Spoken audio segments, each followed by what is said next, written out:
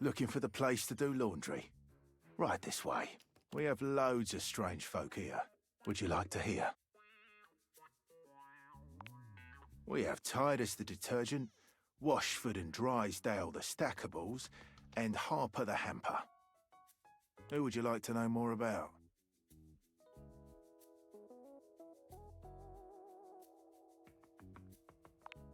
Drysdale and Washford.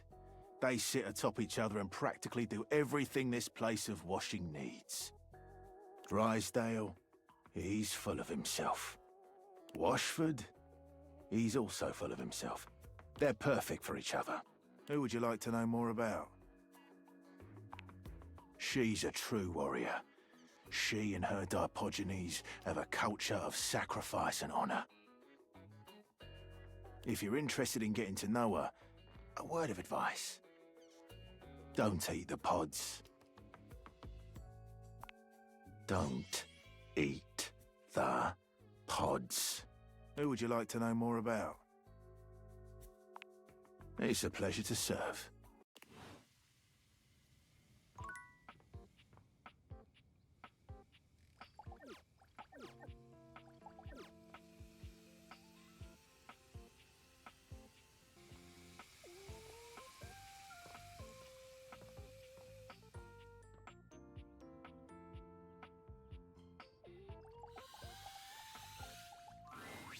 Davy! Davy! Come on, Davy, what'd you get off to now? Davy? I hope he's all right. Oh, hey! I'm sorry, I didn't even see you. I hope you haven't been here too long. I'm Mateo. Mateo Manta. Oh, Blanket.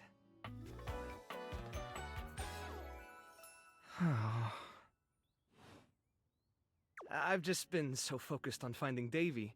This is the second time he's wandered off this week. I'm starting to get really worried. Davy's one of my rescues, a young knit bull that I found trapped in the office a few months ago. You wouldn't happen to have seen him around, would you? Oh, thanks. I appreciate it. He's about an inch tall, hand-dyed, fingering weight, even though he acts like he's worsted, and it's always getting him into trouble. I just keep thinking about him all tangled up somewhere again, trapped and alone. He was in pretty rough shape when I found him the first time. No telling how long he'd been there. He was so frayed I wasn't sure if I'd be able to put him back together. It's hard to say. He might have just gotten lost or left behind. But there are certainly things out there who think it's funny to pull on a Tasselhound string, you know?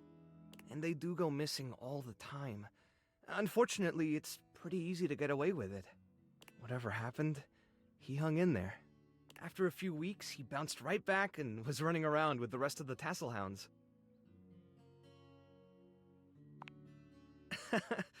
Well, mostly. He gets on great with the other Tasselhounds, and he seems pretty trusting despite what he's been through. But for some reason, he just wanders off whenever you're not looking. It's almost like he waits until I've got my threads full with something else, and then he disappears for a few days. A small creature that looks rather like a black cat rubs up against Mateo's leg, meowing for his attention. Speaking of handfuls... Aw, don't worry, Sprite. It's not your fault Davy ran off, I promise. He'll be back soon, okay? He bends down to pick up the small creature.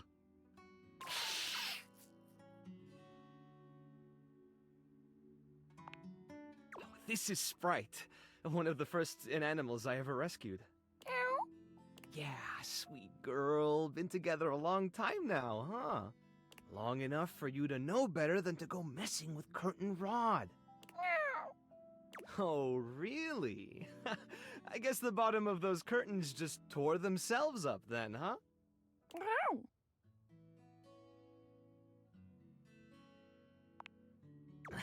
Don't let her fool you. She's a little mischief maker. She'll get you every time. I mean, who can stay mad at that little face?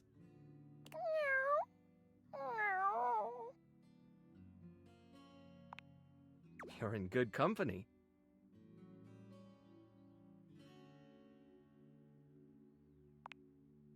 American court hares are pretty affectionate, but she's a little, well, picky.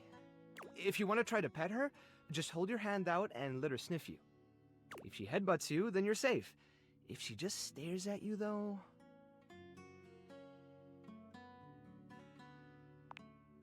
Alright, go ahead. You hold out your hand to Sprite, waiting with bated breath for her reaction. Why? It's okay, sweetheart. I've got you. Sorry. Better luck next time. You, should probably step back a little bit just to be safe. Well, I'll be hearing about it from Kurt and Rod later once they notice the bottom of the curtains are ripped, I'm sure. Honestly, I think she's just acting out because she's upset about Davy. I was really hoping I'd be able to find them before it got too late. There's still a few more places I haven't checked, but I need to get back to the rescue. Things can really start to, unravel if I stay away for too long.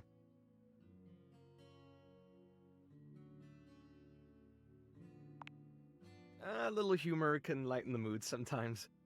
I'd better get back to it.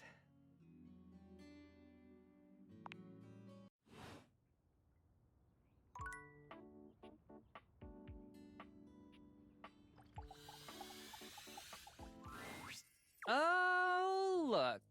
It's this Dimmy again. I don't have time for lampshades like you.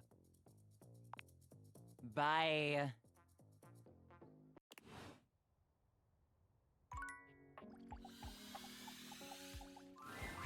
If you're coming to see if the kids are outside, they aren't. They got called back in to eat. And the kid with the green shirt? Still wearing his green shirt. Oh, I know it is. I saw the kid fall on the ground 7 times. Things have been bustling on the street today. There was someone learning how to ride a bike out there. Ooh, a few people were sitting on the curb and talking. They were having a good time. I could hear them laughing from here. And those kids do nothing but play. Every day. I know there'll come a day when they don't play anymore and they don't even really like each other. But at least they have today. It's the truth. Nothing wrong with it. We live in a pretty great neighborhood. Everyone's friendly. Do you ever wonder what the neighbors say about you? Definitely. Did you just say jorks?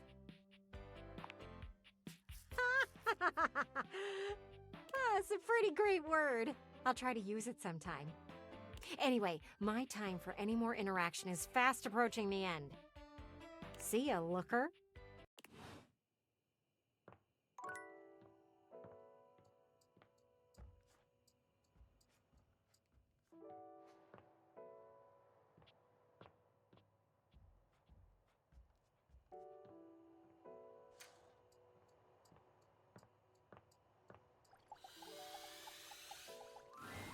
Ah, you wish to continue going on practice dates with myself?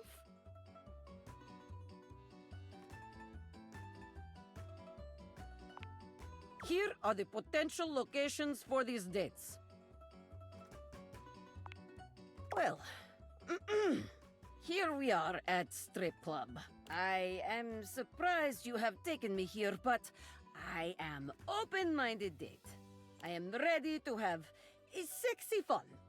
What do you do first?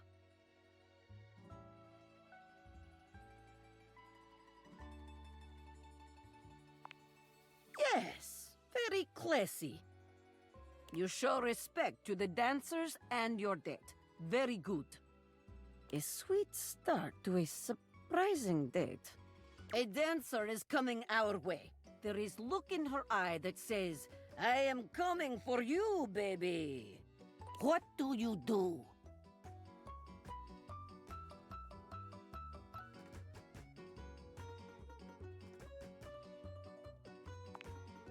Yes, considerate, sexy, generous.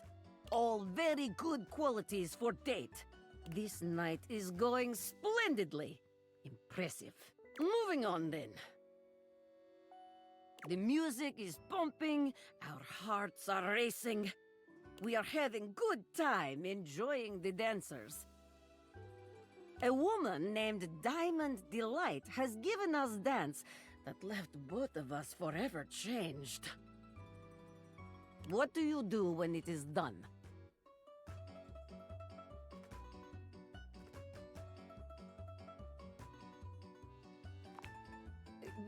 Get out of here. To go somewhere else, perhaps?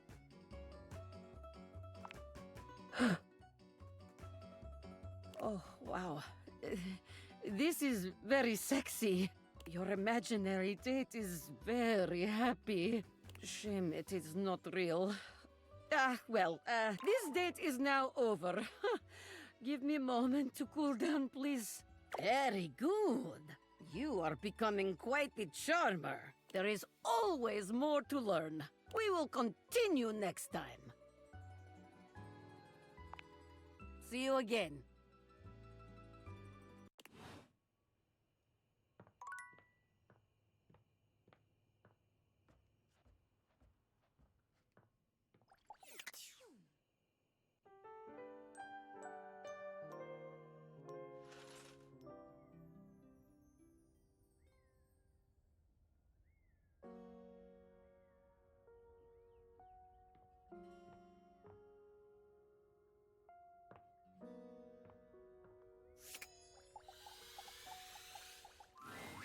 Whoops!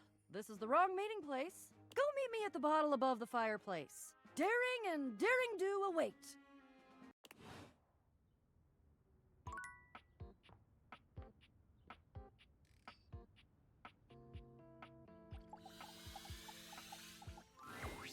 You're back. Are we really doing this? Take your time and do what you need to. I'll be here. Give me a little snuggle.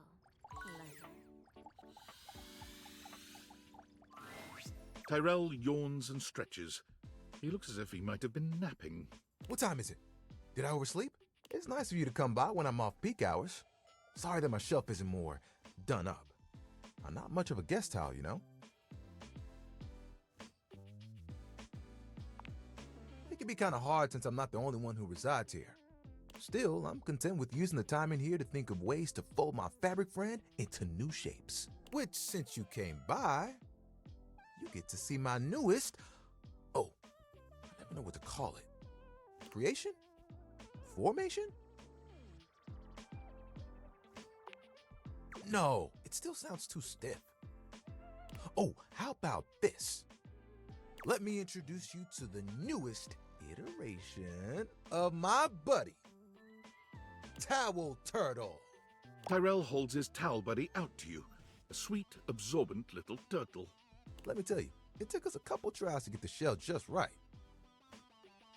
But it was worth it. What? Making towel animals?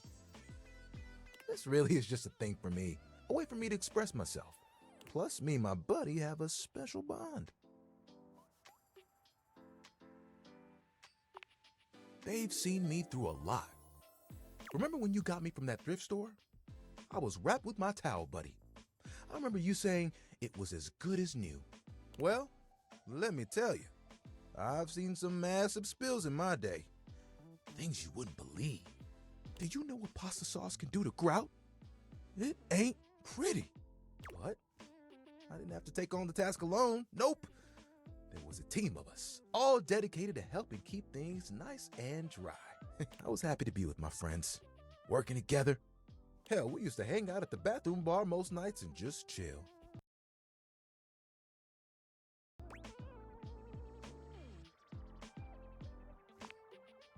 Oh, it was the shit. Hanging out with people who get what you do, nothing like it. Towel buddy over here would do tricks, turning into different things, making us laugh. Every colored towel you could think of, all in one place. And the linen closet? Always a party. Sometimes it was so full, you couldn't get a shelf. Those were the good times. One hell of a twist. It was a day that will go down in infamy. It was spring. It was raining something crazy. And our owner had their grandkids over.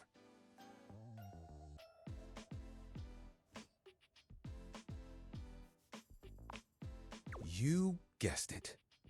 All 7 grandchildren came over.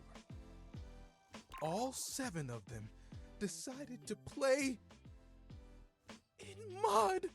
And when they came back in, they just started snatching my friends from the closet. Towel Buddy and I just watched in horror.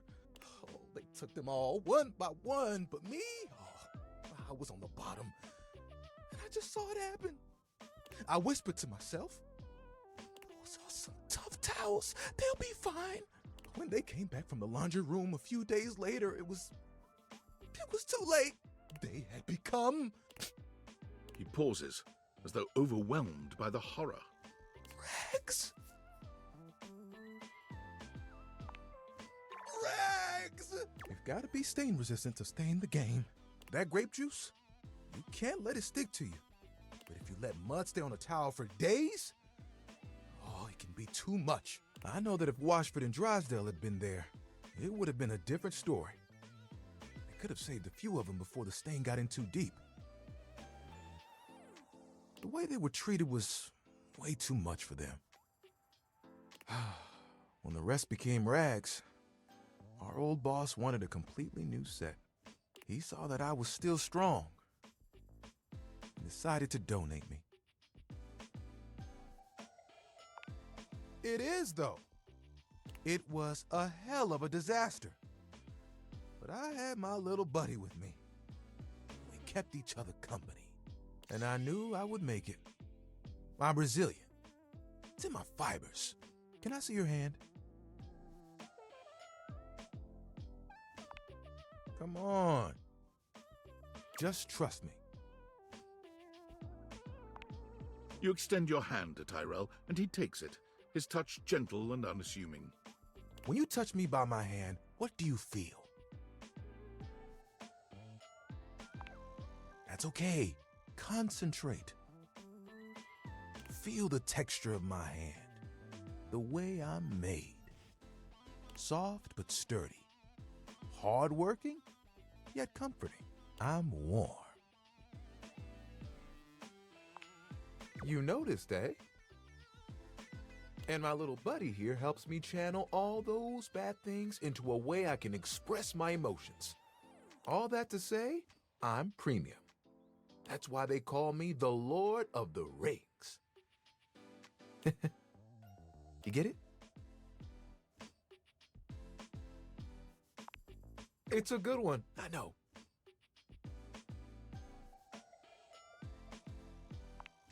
Well, you want to know a secret?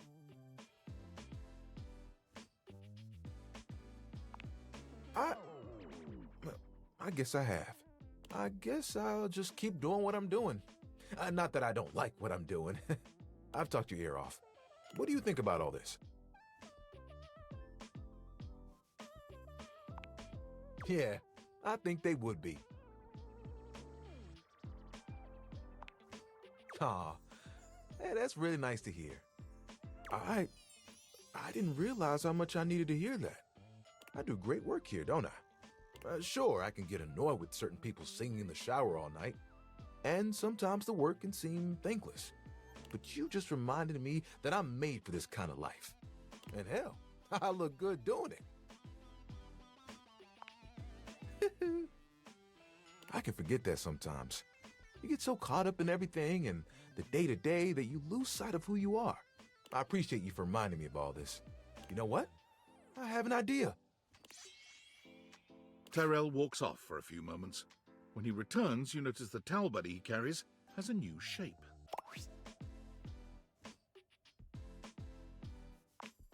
Right? Now Towel Buddy will help me remember how lucky I really... Thanks for hearing me out. I haven't told that story to anyone. It's nice to be heard. I'm glad that you showed me so much support. I'm gonna go play with Towel Buddy. I'll check you later.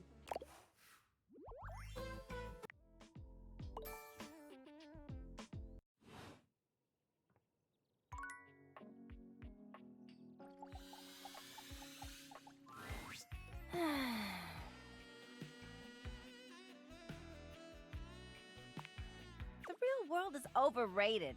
There's nothing exciting enough around here. Well, since you're here now, you entertain me.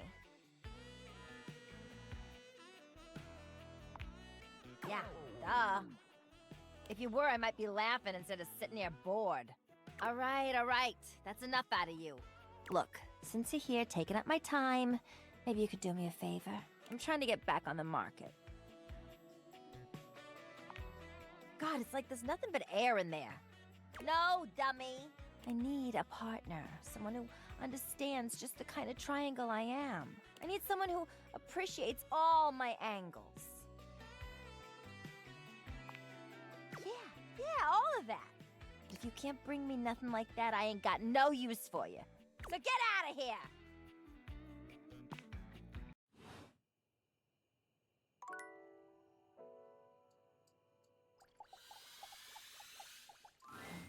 The distinct scent of books, that slight hint of vanilla and mystery, fills your nose, and while it's not at all unwelcome, it is strange to smell it when you're not actually paging through any of your books. It only takes you a few moments to track down the source of the smell. What appears to be the spirit of literature hovers a few feet away from you, nose in a book. When he sees you, he nearly drops the book he's holding, rewarding you with a glare. Ah! Oh, for God's sake, you cannot sneak up on me like that when I'm reading! You have no way of knowing what world I've been in. I might mistake you for a zombie or an ill-mannered country gentleman, and, well, I might have to act accordingly, you see.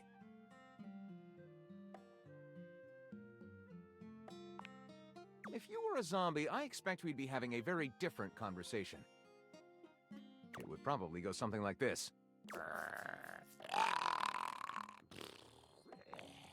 What? You don't? Shame. They've written some lovely corpse poetry. My name is Lyric. I chose the name myself, you know. I was originally written as Lionel. Can you imagine?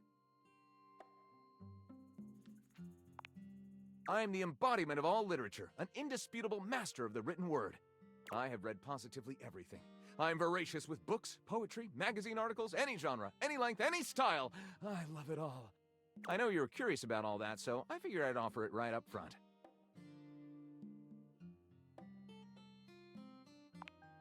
My, aren't you a clever cheese? Coming right to the source.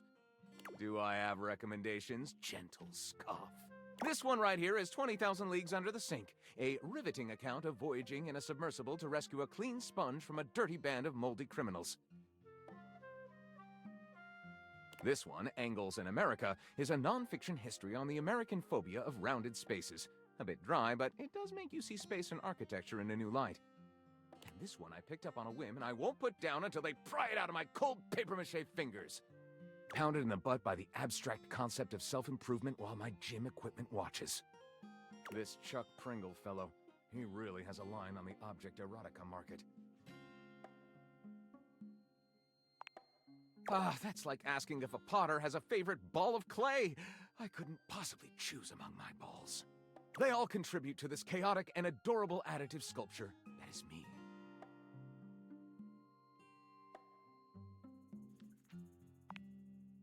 Not a bad descriptor of me, really. I consume everything in my path, and produce not a whole hell of a lot if we're telling the truth. I consume all this literature, but I myself am no writer at all. Sadly, I have never even written a paragraph, not a single line of text, not a word, not a punctuation mark. Gaping, it's the C-note of my existence. Not this one. This one is just pain and darkness. Bad C-note. Really? Do you mean it? Oh my goodness! Well, I never. This is most excellent. I wager you're about to become the first human in history to help a book write a book. All very exciting. I have some materials to gather. Pens, paper. We'll probably need quite a bit of extra paper to crumple dramatically on the floor when writer's block sets in. Oh, how fun! I'm about to experience writer's block! All right, I'll get to gathering. I'll need some time, but when you return, ready shall I be.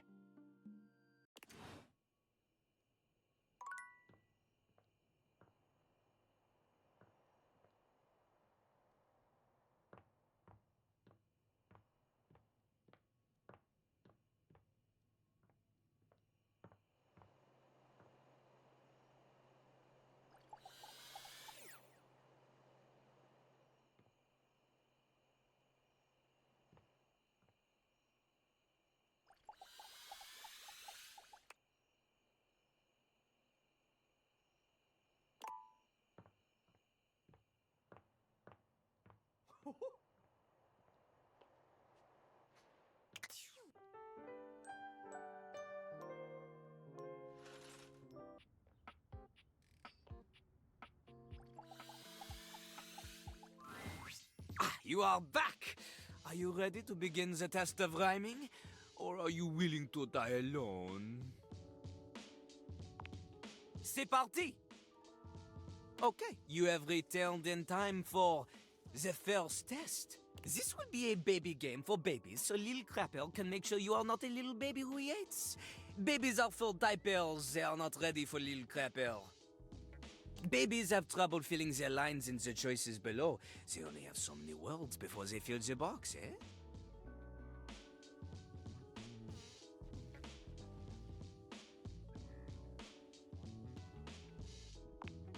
Ha! See? Look how tiny your presence is!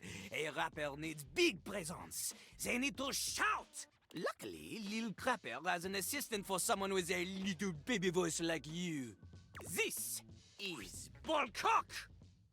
Jean-Loup holds a strangely mic-shaped object in his hands. It's round and black and almost balloon-like. You're sure you've seen it before, but where? You know, the part of the toilet in the cistern. It is like a floating ball. That is the literal name of it. Look at Lil Crapper's mighty hand. Watch him stroke his own Ballcock as he sings. Put it near your mouth and witness. I'm not doing that. You have a big heart and tiny mouth. Ballcock has a big mouth and no heart. He is ruthless. Together, you will show Lil Crapper that you can be a match for him. This is going so fast. Here is how the test goes. First, we pick a name to rhyme with. One syllable, easy. Lil Crapper, he picks for you Jacques. Okay. Lil Crapper will say the first part of a sentence. You will finish the sentence. The word you choose, she must rhyme, and she must make sense. Example. Yo, I know a lad, and his name is... This is the part where you say Jacques. Jack. Okay, good. You are not stupid. We go. Remember, only the best can kick it with the Crapper. This is easy baby hours. Training pants stuff. You cannot keep up here? Pfft, you get out of his face. Win again. Yo. I know a guy and his name is... Jack. Never in front, always in the... Back. Keeps his stuff in a burlap... Sack. Lives all alone in a tiny... Shack. In a fight, he'll give you a...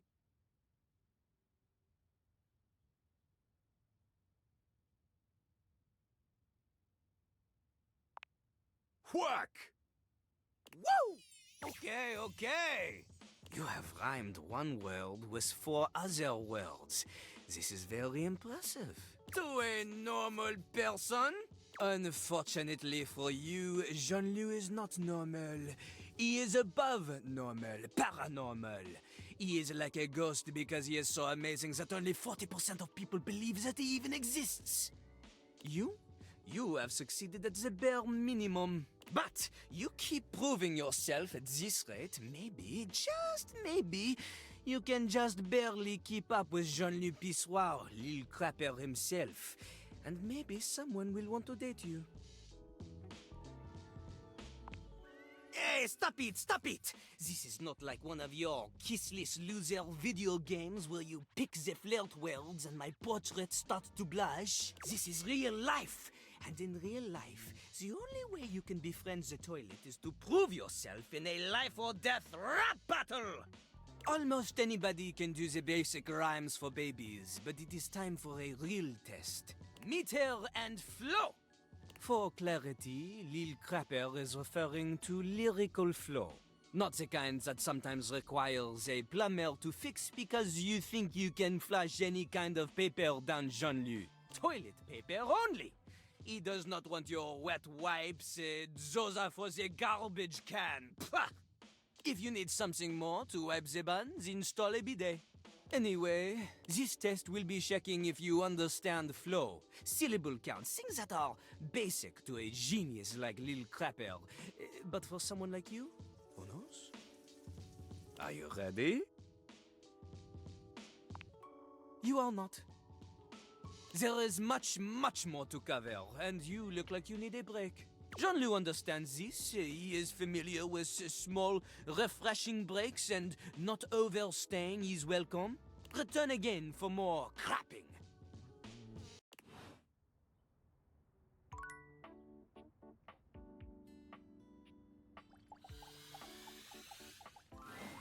Hey, I'm sort of busy. They're not.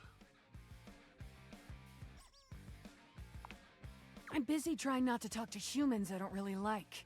You, for example. Yup, you got the idea.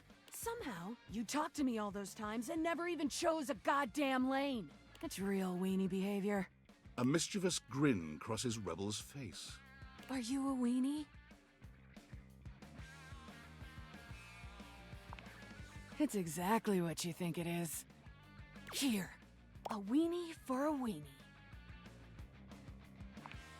Oh, better than you ever could. Guess we can be friends anyway. Come back again and I'll perform my greatest trick. I'll be a fraction less rude. Weenie.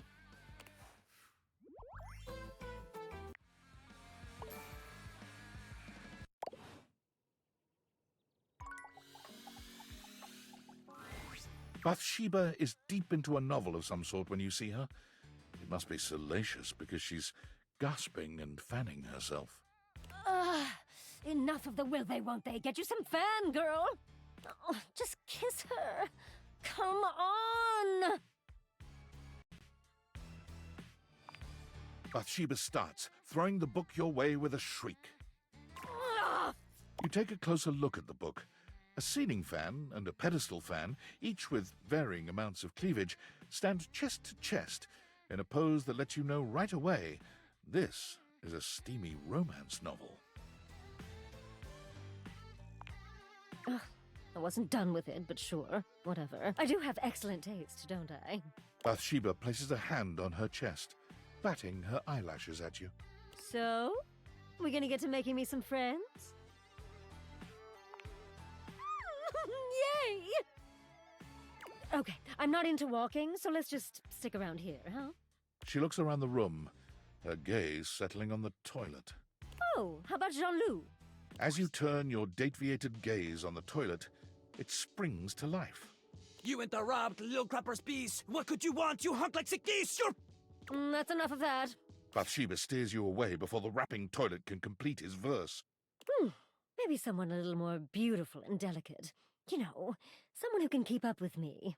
Bathsheba looks around the room, her gaze finally settling on someone standing by the counter.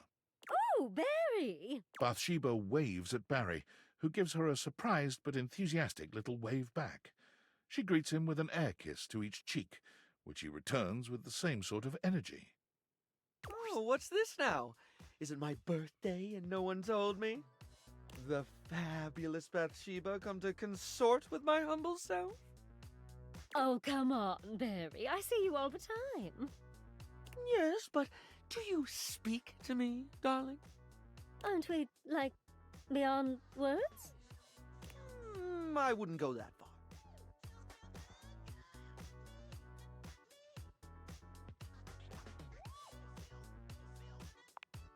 It's about time someone said so. I don't need a thing from her, you understand. But a little courtesy goes a long way. Listen, Barry, honey. There's no reason you and I shouldn't be close. I mean, we're both beautiful, and we love things that make you beautiful. Instant besties, right? Well, it would be nice to have someone to talk to about my latest obsessions. Oh, Today it's Snail Mucin. You wouldn't believe the limitless beauty application Snail Mucin has. Snail Mucin. Is that what it sounds like? I am being nice. Someone should tell him when something is nasty so he doesn't embarrass himself. Oh, it's far from nasty, darling. Are you going to allow me to explain, or would you rather this conversation ended here? She looks at you, desperation in her gaze. Thank you. As I was saying, Snail Mucin is a truly wondrous product. It's truly miraculous when it comes to dry skin. Here, why don't you try just this little bit? The Snail Mucin essence will make you a true believer. He holds a small jar out to you, dipping a small applicator into it and lifting it up, letting the product slowly drip back down into the jar. It's not the most appealing sight. I think I'm going to be sick. I'm out. Bathsheba flees, leaving you and Barry alone.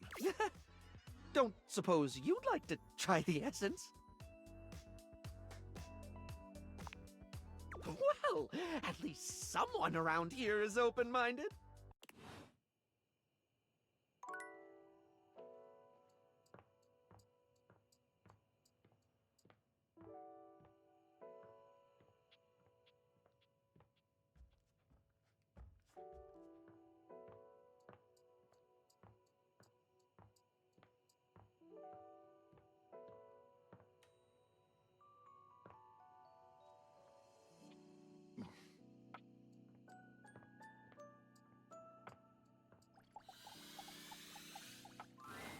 The secret of getting ahead is getting started. Marker Twain. You better believe it. So the date with Chris was awful. A disaster, even. He spent the night chasing me around with what looked like an axe, but was probably just a spare ski or something. And at the end of it, he asked if he could see me again, but instead of kissing me, he leaned in and whispered that I had the calves of a malnourished mountain goat, and that he found my scrawniness appealing because of the potential I had, if I would just commit to fitness. So anyway, I'm thinking maybe masculinity is like, not my thing. And that's okay. I've got a date lined up with a real pretty shelf that's just as hot and strong as Chris. And I'm like 90% sure she won't try to kill me. Oh, wow. You keep saying things like that, I might just get the wrong idea. Stop teasing me, you big old kidder. You got any tips for this date? Anything to keep in mind for going out with someone who could totally crush me with a pinky? But is also feminine and fine?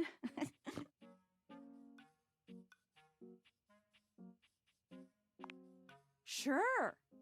Okay. I can do that. I'm gonna remember today's quote, too.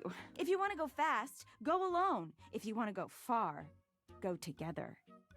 African proverb. Setting aside the whole problematic and most assuredly fake African proverb attribution. Words of wisdom, man. That calendar sure knows what's what. Oh my god. I think that's her now. Hey, hey, hey! Shelley bounds into the room, lifting Penelope up into the air and tossing her like a beach ball. Oh, I hope you're ready to get, totally swept off your feet. This is a real love connection, and not two lonely things desperately clinging to each other in a last shot of love. Oh, wow! That's just what I was about to say! We really are on the same page. But also, please put me down.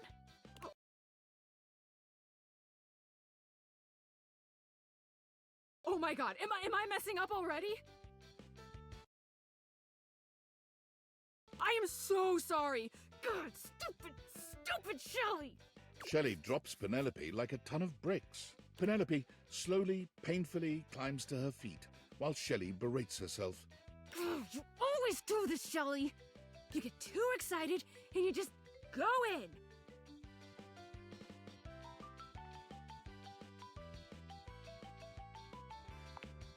Hey, it's okay. Why don't we just start over again, huh? Shelley turns towards Penelope, wiping away a few tears. Yeah. Yeah. As you watch the two of them leave arm in arm, you have a sinking feeling. You'll have to come back later and see how it went.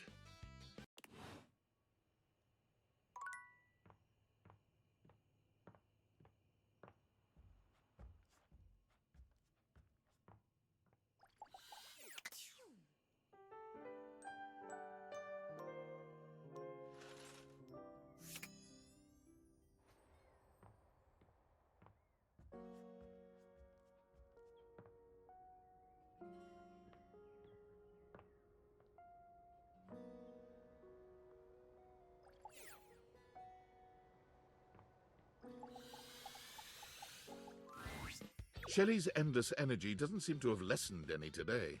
When you see her, she's clutching a duster a bit too tightly. Oh my god, look who it is! I was just thinking about you, and here you are. I mean, I thought about you all night after you left, and it didn't make you show up, but then, like, it definitely worked this time. Huh? You weren't mad at me, were you? 'Cause it's all love over here, bud. She's still holding the feather duster so tightly, you worry it may snap.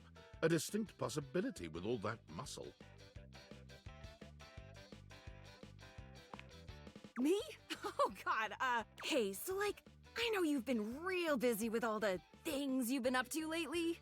Like sitting on the couch, sitting at the computer, taking naps. But since you haven't really been looking at me, like, ever, it makes sense you might not have noticed. I'm dusty. I mean, like, I'm cool with it. Dust is great. It's so powdery. But it's making me sneeze, and that makes it a lot harder to hang onto these walls, so maybe we could, like, live to the fullest and dust me. Shelley thrusts the feather duster out towards you. Withdrawing her hand so swiftly, you nearly let the duster fall. Your humble feather duster. You've never been all that big on dusting, but this thing does get the job done. Shelley has her eyes shut tightly as she waits for you to dust her. She looks oddly nervous.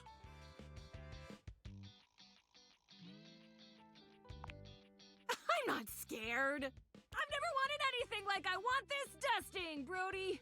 Shelley's reassurances aren't all that convincing, but you suppose a little dusting never hurt anybody?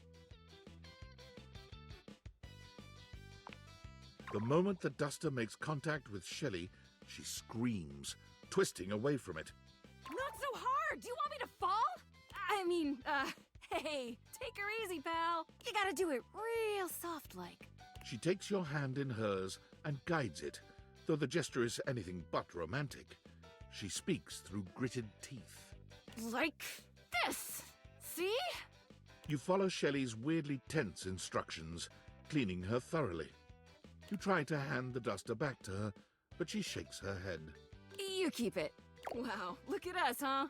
You actually talked to me, and now you've actually cleaned me. Our relationship is deepening already. You're not gonna leave now, are you?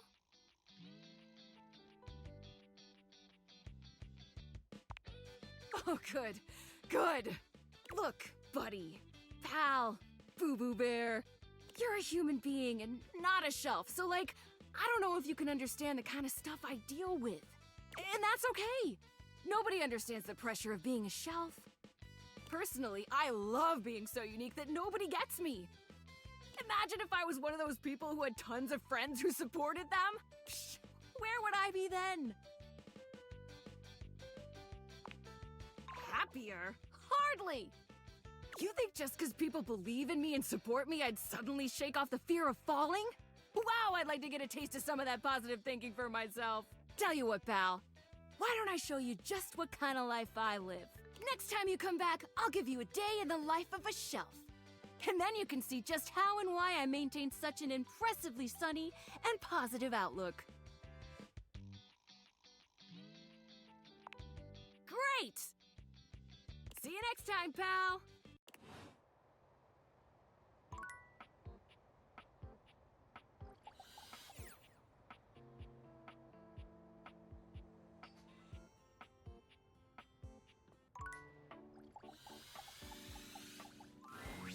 Oh, you came back?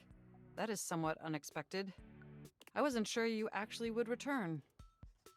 considering yesterday's symmetrical interfacing was more incongruous than I had hoped for.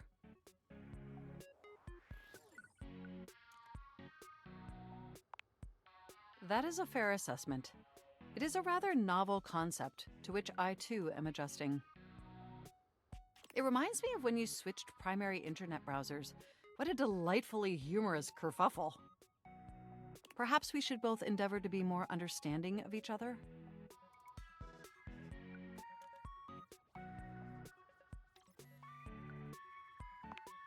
Regardless, I'm so glad you came back today.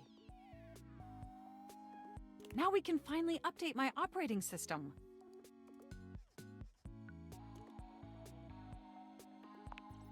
You have no idea how excited I am. I could barely even sleep last night. And I know what you're thinking, but no, I don't mean sleeping like when you put the computer to sleep. Or even when the computer is shut down. We computers actually have a third secret type of sleeping that no humans know about. Or, I guess they didn't until I just told you. You won't tell anyone else, will you?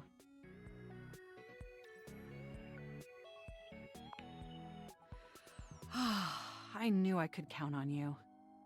Computers have an extremely tightly knit social circle, you know. And word spreads at literal hundreds of megabytes per second.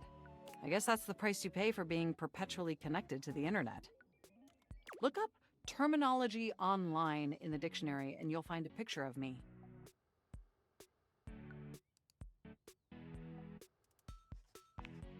Yes, I am quite aware. That's also something we should discuss upgrading at some point.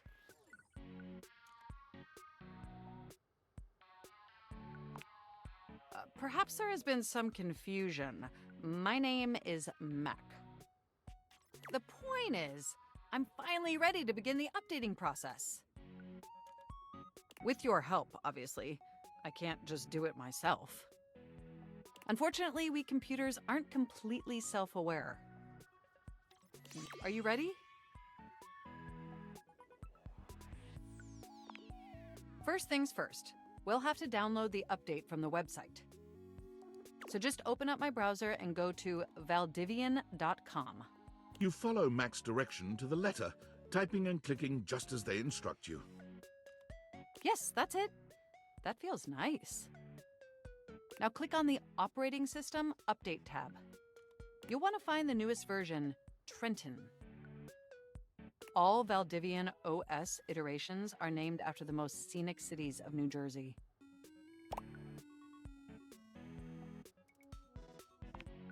Does it make sense?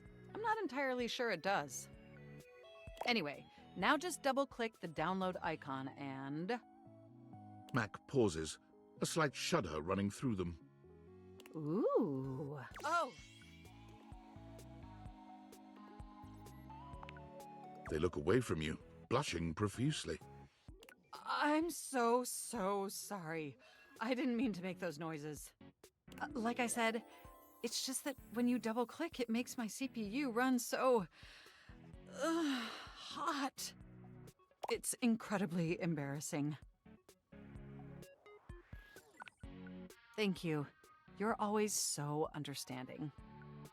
You know, I really can't believe we're finally doing this. I've dreamt about this day for such a long time, and now that it's here, I can barely contain myself. Are you as excited as I am?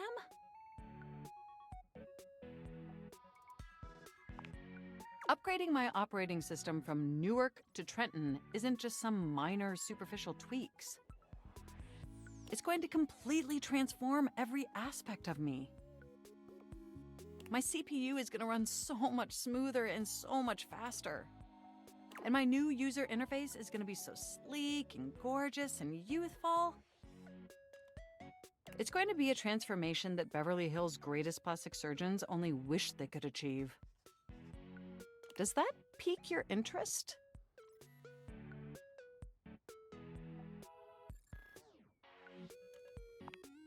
I thought you'd say that.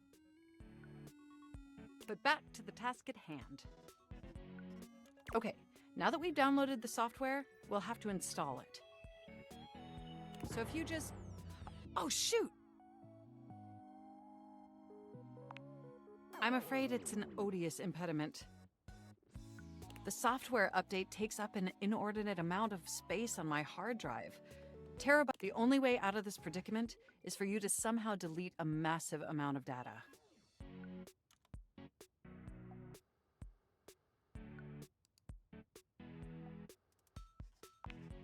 And after analyzing every byte on my hard drive, it appears the only superfluous data is your fanfic. I'm afraid you'll have to delete a substantial portion of it to install the update.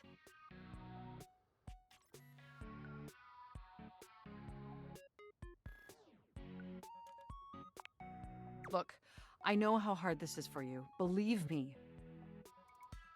I've watched you spend endless hours inventing countless extremely unlikely romantic scenarios. I know how hard it is to let them go. But just think about what you'll be gaining instead. Just imagine how smart and clever and gorgeous I'll be once I'm fully updated. If you thought I was sexy running Newark, me running Trenton is gonna blow your mind. So what do you say?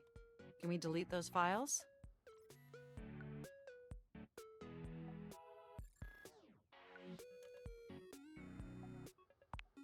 I appreciate your willingness to take this risk. Phew.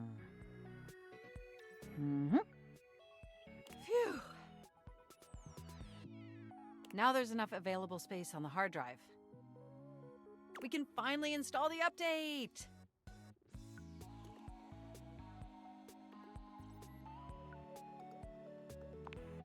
Here we go!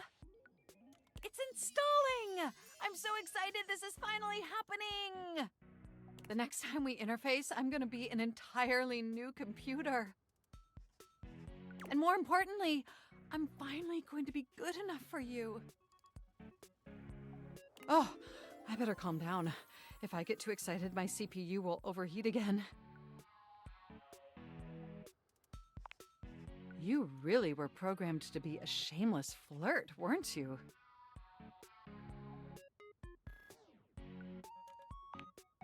Okay, it looks like the installation is going to take overnight to complete. But will you meet me back here tomorrow? I want you to be the first person to interface with the new, sexy, upgraded me. Perfect! Looking forward to interfacing with you tomorrow.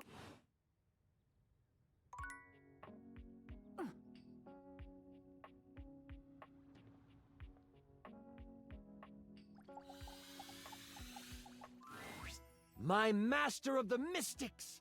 You have appeared before me as you had promised.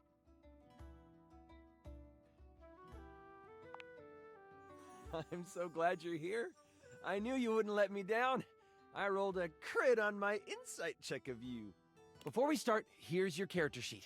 You will be playing the mystical enchanter by the name of Dewey Day Seamal, a hapless apprentice studying at the Arcana Mystica of the Bookshelf Bluffs. Looking at your character sheet, you will notice that you only have 40 health. Don't worry, it won't be that bad. Lux will be a hotshot, using bows and arrows to strike fear into foes from afar. You two will be a great long-distance duo. What?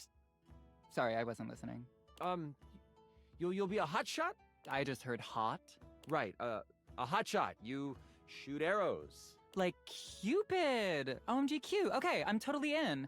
I'll wear a cute little diaper costume. You don't need to wear a costume.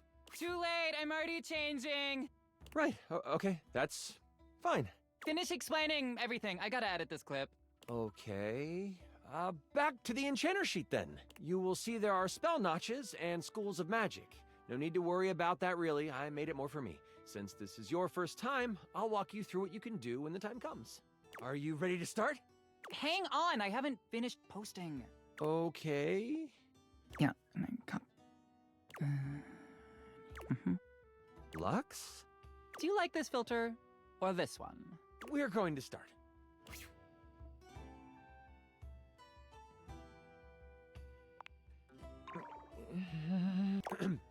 we start our adventure in the study of your mentor, High Enchanter Melville. She is an annoyingly proficient enchanter, and you are lucky to study under her. Only Enchanter Melville is also a hoarder. If you ever needed a magical trinket or a mystical doodad, Melville most likely has it. And after 2 years in their care, you are still relegated to dusting these relics while Melville gives lectures to the spine of enchanters. Except for me, I'm famous. Sure. OMG, I love this game already. Continue.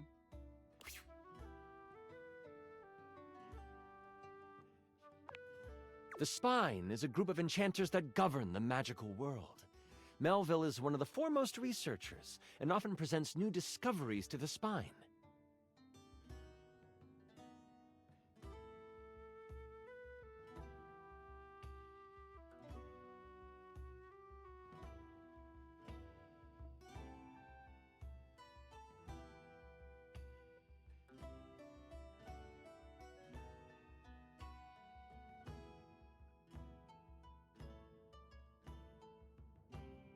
You've been doing some magical research on the side, but you have needed some equipment that Melville has to actually get it done. With Melville in conclave for at least another 3 hours with the Spine, you choose now as the time. You go over to your sack of possessing, an item Melville knows you shouldn't have but allows, and you pull out your latest experiment. You found a lamp. Only it doesn't seem to do much. At least, not yet. You sure hope it is. I found the lamp because light and lamps and glowing. But yeah, I'll let you have it, so you're welcome.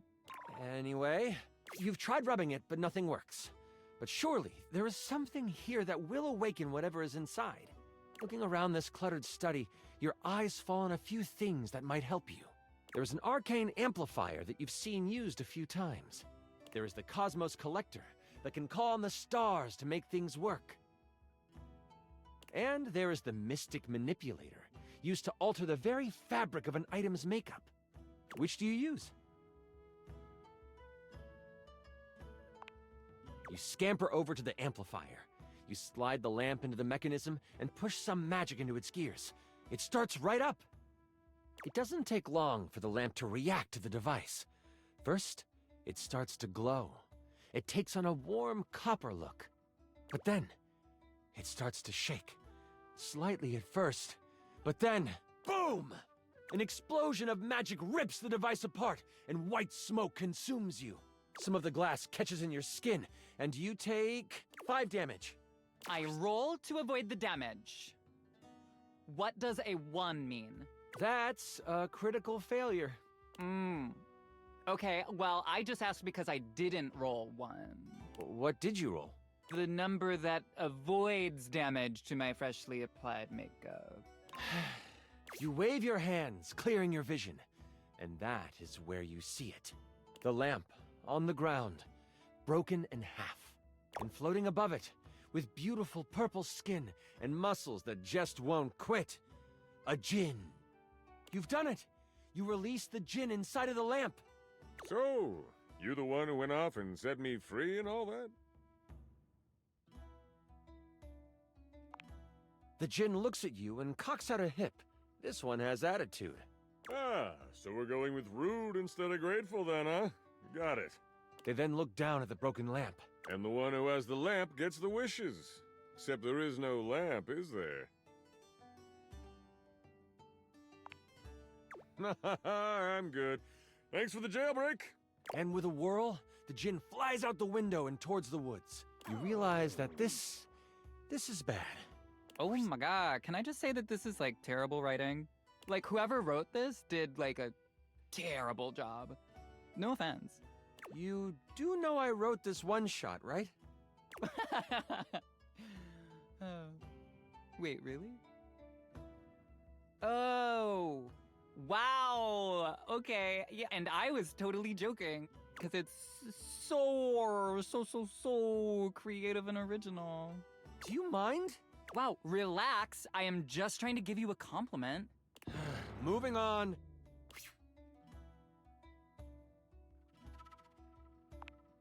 Jinns have been trapped in lamps to stop them from being mischievous and using their powers for evil.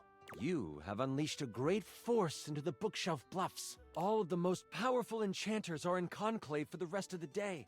And if High Enchanter Melville finds out you let a Jinn loose, you might as well kiss your education goodbye. What do you do?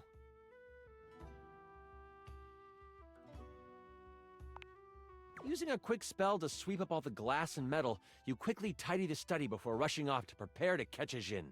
In your dorm, your sack of possessing over your shoulder, you start to think about what you might need. But you don't have a ton of time. Your battle wand, of course. You also grab your Tome of Terrible Creatures. Flipping through it, you make sure you find the chapter on Jinns. One paragraph stands out to you. It's about metal and the way Jinn react to it. It's something to come back to.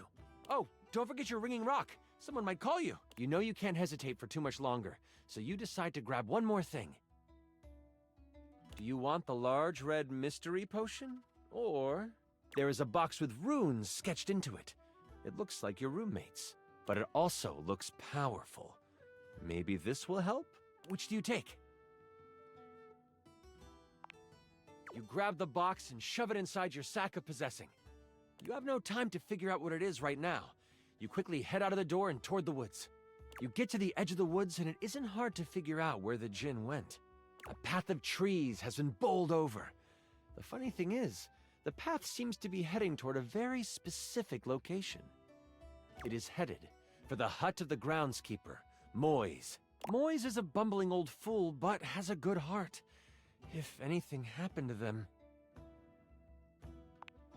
You race through the woods toward Moi's cabin. Right on the edge of where Moi's cabin would be, you see Moise. They are tied to a tree, but they aren't resisting. A tiny gnome, Moise has always been kind to you. They snuck you herbs you needed for your experiments and may have helped you destroy evidence of a failed enchantment before. I set up a drop shipping store for the gnome, leveraging my brand.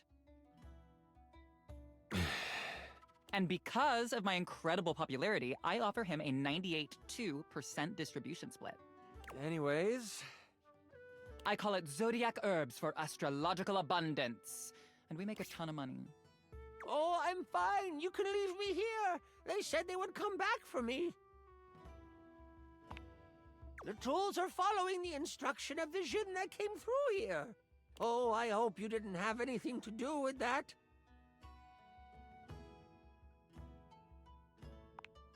Hang on, wait, nobody would ever actually do that. That is, like, totally unbelievable. Oh, well, that isn't good.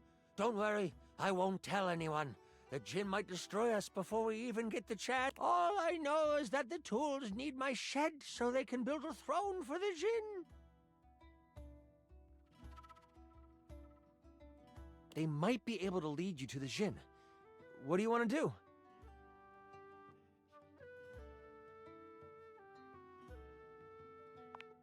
You jump up, a spell loaded and ready to fly.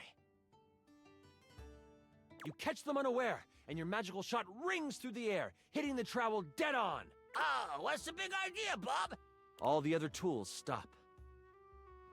I want to shoot one with an arrow, or thumbs down, or something. Do you want to use your bow? OMG, actually no, let me block and report him. Okay, roll to see if you can shoot one with an arrow. Oh, I got a 1, again. I thought you didn't roll... No, I mean for the first time. So, like, I'm number 1, clearly. You critically fail your attack roll. No, I'm re-rolling, hang on. No, you... Anyway, you shoot your arrow, and with a 1, it sticks into the leg of your party member for 5 HP. So you hit your partner for damage. Now how about all you out there hit that like and subscribe button? Having Lux play with us might not have been the best idea. You up there throwing spells all willy-nilly. What's wrong with you? We're just trying to work. You got beef? We can scrap. If you know what's good for you, you'll stop this nonsense. My buddy here, he'll rake you over the coals. And then this one will dig your grave. Don't get me started on this one. He has anger issues in spades. I try. what do? You call forth another spell. They ready themselves. Oh, you done got messed up! Tools! Attack! They all start to float in the air and fling themselves at you. You avoid most of them except the rake hits you hard. You take, 30 damage. Ew, gross. You shouldn't have let that happen, honestly. That hit makes you wish your robes were padded. You can't get smacked around too much more. The djinn is the least of your worries as you pass out from the pain. You fall over. You stop breathing. As you perish, your last thought isn't about the djinn or about school. Rather, it is about the people who may suffer because of your choice to tamper with the lamp. You know that there are more powerful enchanters than you, and you only wish you could help fix the problem you made. And with that pure of heart desire, you feel yourself become one with the magic of the world.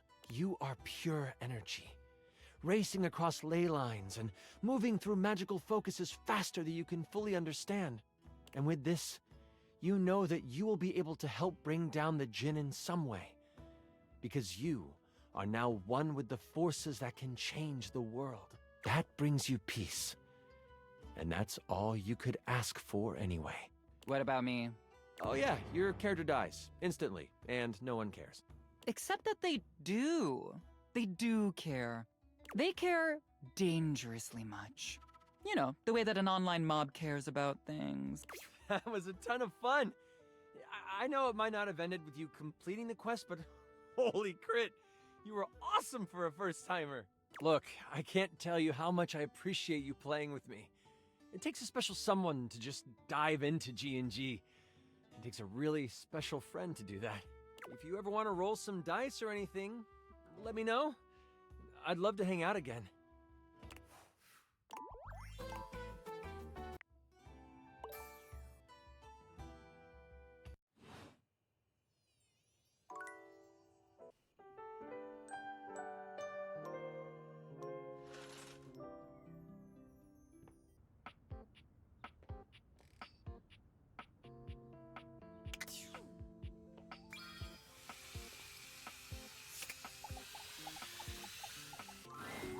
When you come across River again, she's got company. A glamorous companion in an equally glamorous bathrobe and that effortless sort of wet hair look. You recognize your bathtub, Bathsheba. Come on, girl. It's just the two of us. You don't have to play coy. You can't be all over this house and not have some good gossip. I don't. That's not really... Come on. You can tell your girl Sheba. You know I won't tell. River's eyes dart to you suddenly, and you're not sure whether she's angry or relieved. I don't know what you think is going on. Nothing. Just a little kicky between us bath girlies.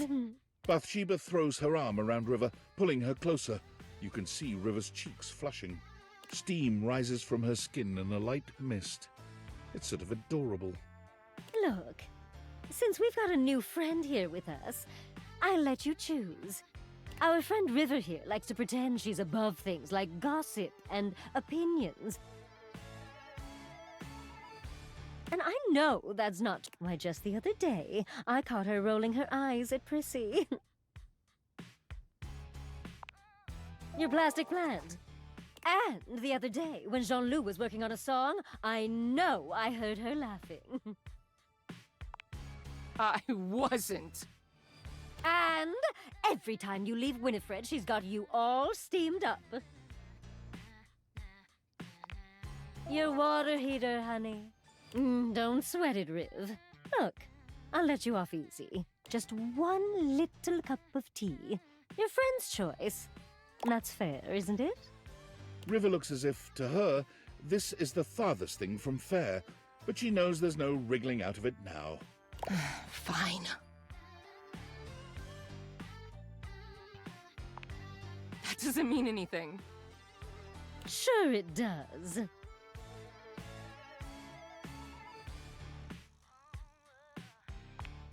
Yeah. What's up with you and Winifred? You two an item or what? No, not an item. But you are Bangalangan, right? You can tell us. I'm not pressuring her. I'm just reminding her that good friends like us tell each other everything. Especially juicy gossip. There's nothing to tell. Oh, right, okay. Sure, I see what's going on here. You gotta preserve the river mystery. Your brand is being sexy and cool and untouchable. Say no more, say no more. Whatever you say. River looks extremely grateful for your intervention. Bathsheba only sighs. The facts are the facts, though. River goes to see Winifred and comes back all hot and bothered and heated. But if you're not gonna comment, you're not gonna comment. I can take a hint. If there's one thing I know how to do, it's read a room, you know. Yeah. River seems more relaxed than you've seen her, but when your eyes meet, it's like she remembers she's meant to be a bit more distant. Her smile vanishes, and she clears her throat nervously. Well, just one question before I go. What do you think is my best state? Oh, well, you're just so pretty all the time. But you know, you're so fun when you're liquid. After all, who doesn't love a good bath? I see. River leaves without another word, not bothering to say goodbye to you or Bathsheba. Whoa, hey! Wait up, Riv!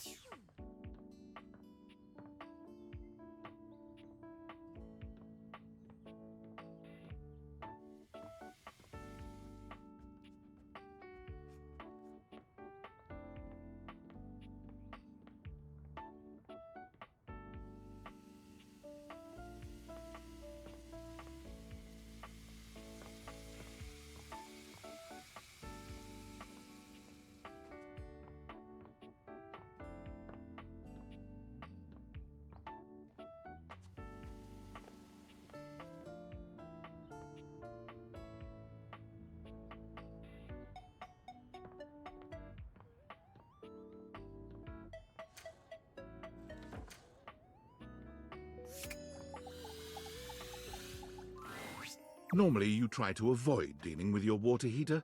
You're no plumber, after all. But as you look at the beauty standing where your water heater usually is, you wonder for a moment if that's about to change. Beyond the rigid metal of the heater lie dangerous curves. Brown skin swathed in orange and blue and silver. Her soft, pretty facial features are adorned by colorful makeup that looks like it wouldn't be out of place in a fashion magazine. She doesn't seem to notice you at first, but when she does, she lets out a sharp scream. Ah! Bubbling boiler rooms. You scared the living. It takes her a moment to calm herself down. She fans at her face with her hands, exhaling loudly. Got me flustered is all. I wasn't expecting any visitors. Last folks who lived here only came down when the pilot light was out, which wasn't often. See, I'm made of the good stuff. Southern made and made to last.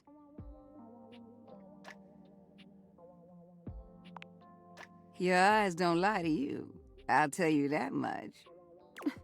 Here I am just talking and you don't even know my name. I'm Winifred. How you doing, sweetheart?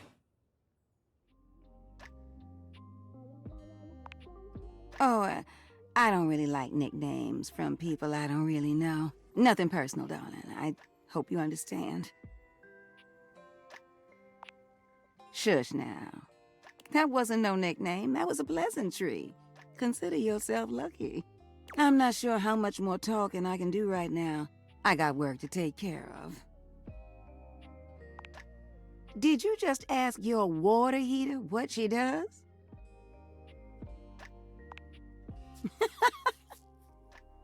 It's okay, sweetness. I'm just having some fun.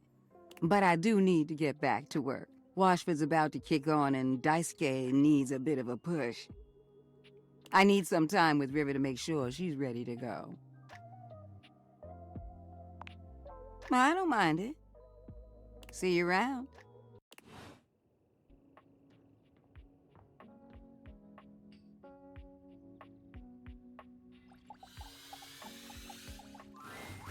Ah, you wish to continue going on practice dates with myself? For me? Now? This is very sudden, but perhaps not so surprising. You have mastered practice date after all. You have shown that you are more than ready to sail the seas of love. Dasha, however, is not ready for such a conversation. There is much on my mind, and you deserve my mind to be clear. Please, come find me again soon, yes? In the meantime, I must clear the confusion and uncertainty from my mind with lift!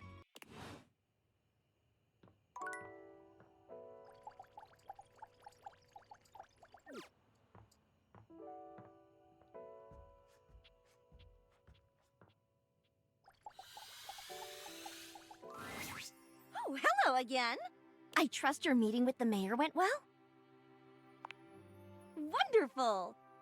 Anything else I can help you with while you're here?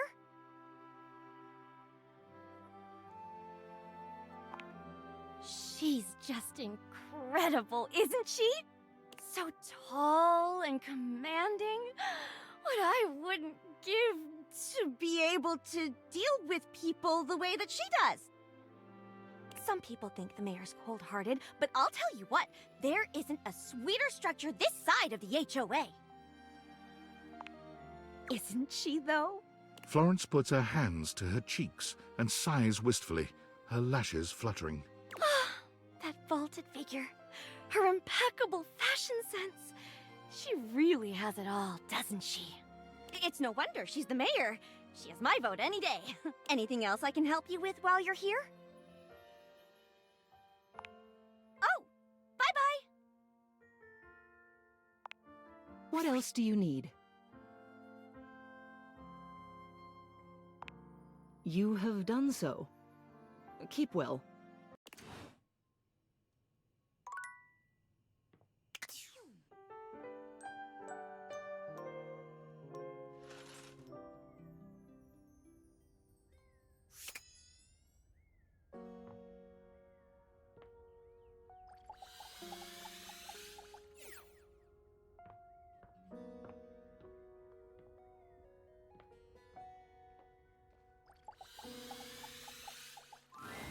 Dorian doesn't stand in your way here, gesturing to the bathroom.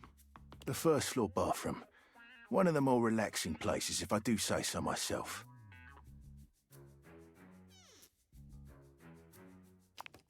Careful now. Any more mention of steam and it might appear I might have a flirt on my knobs. And I'm not too keen on any of that messy love round these halls. Right you do. I am the single path from the gymnasium to the first floor bathroom. Without me here, I could see you drenched in sweat after a workout, pathetically wandering from no less than 2 other rooms and doors until at last you are surrounded by the welcoming sight of the washroom. Imagine the shame as your unwashed form slithers across the second floor landing, witnessed by all the other objects, gazing at you from lidless eyes. Where would you be without one such as me? This is the first floor, the premier etage. Downstairs is the ground floor, because it's on the ground.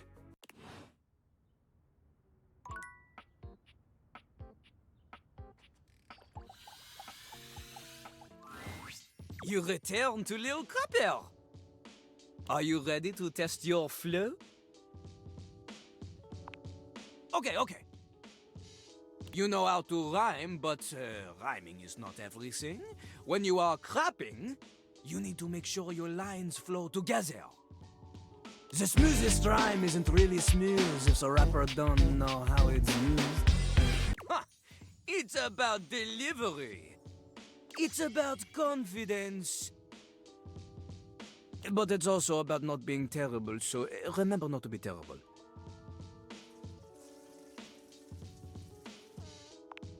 Oh! Ah! Lil Crapper, he is not impressed by your bravado, but he will continue to the art of the matter. Before we begin, we need a scene, something to rap about. Luckily, Lil Crapper is a genius who has prepared for moments like this. He keeps a series of freestyle prompts written on sheets of paper in a cistern so he may style on passers-by at any time. Lil Crapper ignores your question. He chooses a paper at random now! He cannot read this. The ink she is smeared. In hindsight, perhaps hiding paper in a container filled with water was not Jean-Lou's best decision. The prompt is disappointment. We start easy. Lil Crapper will give you the first 3 lines of a verse. You must complete it. It's not just about rhyme. Consider Lil Crapper's syllable count. Consider the flow. And remember, one mistake, and you are dead to him forever. C'est parti! Walk into the bathroom early morning. Everything is fine, then without warning, suddenly your ass above her feet.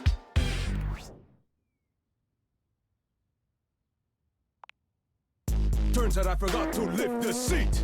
Now you're late for your date after cleaning up, and you make it at the door, but you're feeling rough. Then you look and you're shook and you just explode.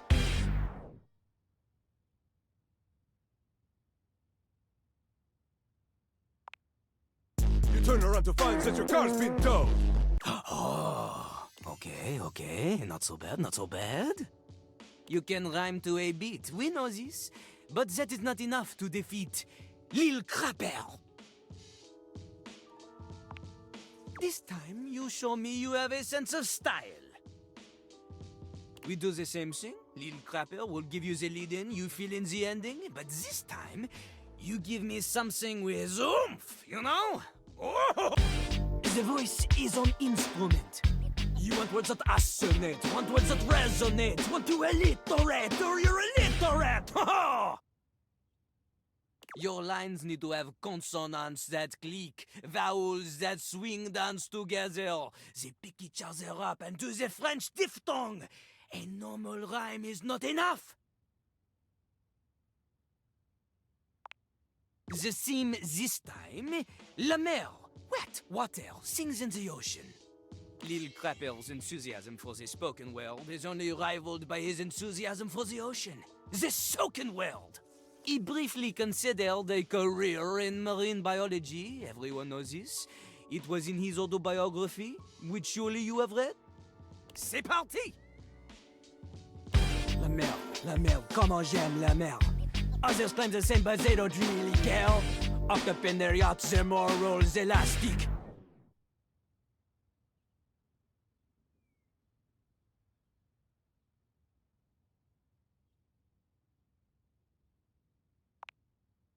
Won't be a change unless we do something drastic. Lil Crapper respects your punk rock attitude towards environmentalism.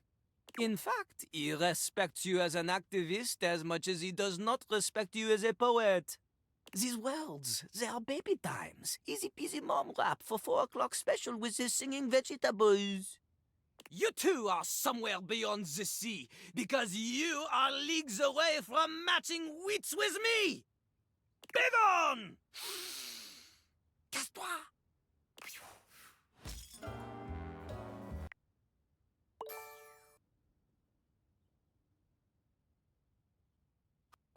Where do I begin? You crapped the bed. You're shit out of luck. You really pissed him off? I could go on. Now, flush that relationship away. Not too shabby. You know, I'm not one for friendship much, But I think it's time we scooch up our relationship a half notch so I can throw you a bone in the form of specs points. We compadres now, you hear?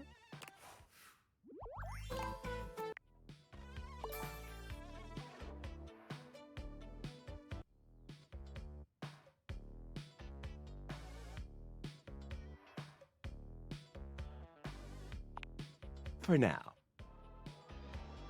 But look, I really do see potential in you. Maybe this time I can teach you my ways. Of course, the ways of sweet, sweet rejection. Getting things to hate you, be repulsed by you. The feeling of knowing that no one can hurt you as if you're alone at the end of the night. You'll come around. It's so much fun to tell everyone the truth all the time. And hey, getting a hate ending with these chumps around here is real easy if you ask me. Plus, you get the same amount of points. Wrong? Don't get me started on whether it matters how you treat inanimate objects. These objects here are meant to serve you, and taking their specs points is the best way they can do that for you. Keep hating!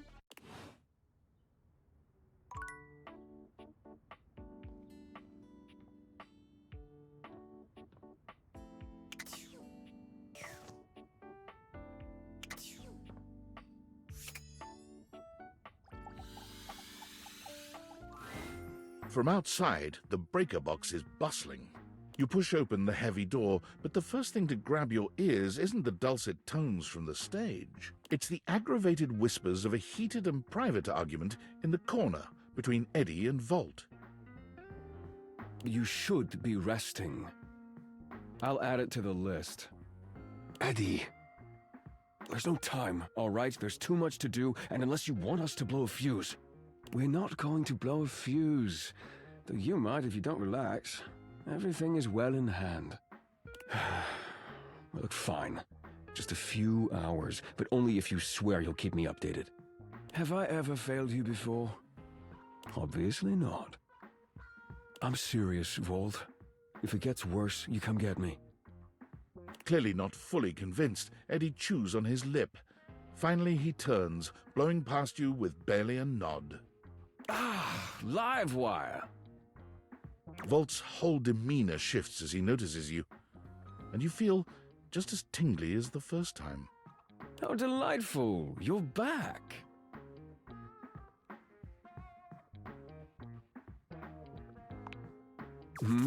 Oh, nothing of consequence.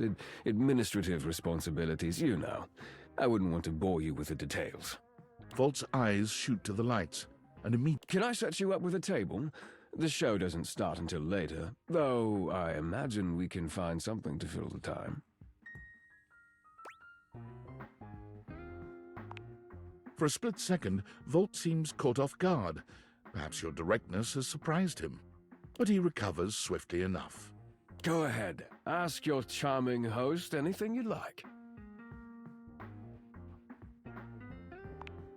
Oh, it's a simple power surge. If you tell me you've never seen a power surge before, I'll know you're lying.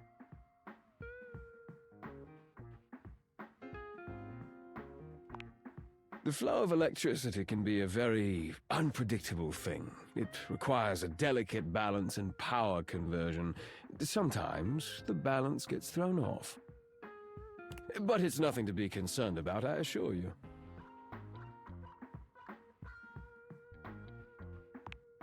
Fix? Does it look like anything around here is in need of fixing? That's just the nature of an older house. It's part of its personality and charm. No, certainly nothing that needs to be fixed. Well, in human years, perhaps. Things age differently depending on their use, and I would say this house has been well loved, wouldn't you? Go ahead. Ask your charming host anything you'd like. Eddie is my predecessor. He was in charge of all the power in the house before me.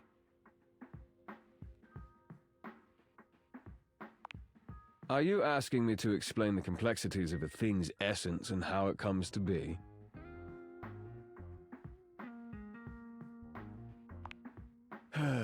Very generally speaking, yes. You could say simply that I replaced him. Good point. Tell me, if you were recently replaced at your job, why are you still here? Eddie still has his uses. He spent years looking after the house. His experience is invaluable. Go ahead, ask your charming host anything you like. Why he's... Volt grows visibly icy, his eyes narrowing at your remark. A bold assumption to be offered so casually, don't you think? I find it quite distasteful. How disappointing. Go ahead, ask your charming host anything you like. There, excellent. Nothing to hide. Now, why don't we move this into a more pleasant atmosphere? The lights begin to flicker again. A familiar occurrence by now, but this incident feels different. It lasts longer than it should. The buzzing feels ominous, almost like a warning. My apologies, Livewire. As much as I'm enjoying our conversation, there are a few things I must attend to. It's nearly time to open for the show. Allow me to show you to your seat. It does feel like your seat now, even as the power continues to surge and ebb.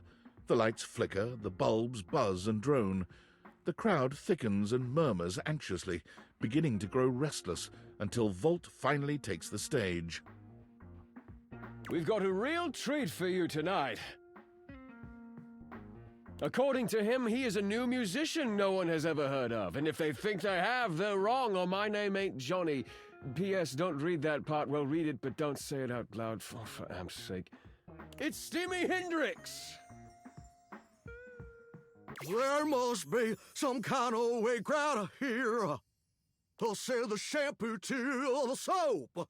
There's too much conditioner. I can't get no scalp relief.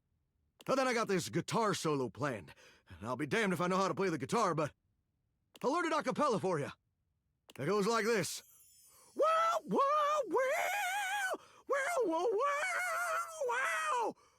No one knows more about stinkings than Jean-Loup. And this smells like a big one. A turd named P.U. I always appreciate feedback from other artists.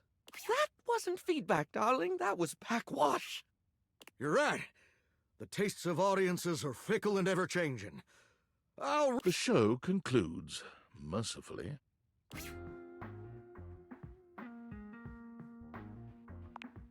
And you wait, but Volt does not come. You get up to leave and you notice Eddie quietly closing the door to the back room and shuffling to the bar to fix his drink. Oh, for fuck's sake, what do you want? Obvious question time. Fun.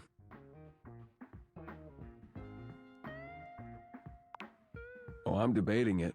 For some reason, you seem determined to bother me regardless. Feels a little pointless. I still could, if you'd like.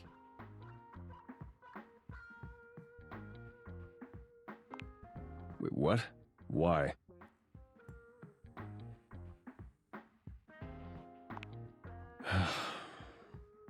Why do you think that? Did something happen? A feeling? And what's giving you this feeling, exactly? So you came here to... what?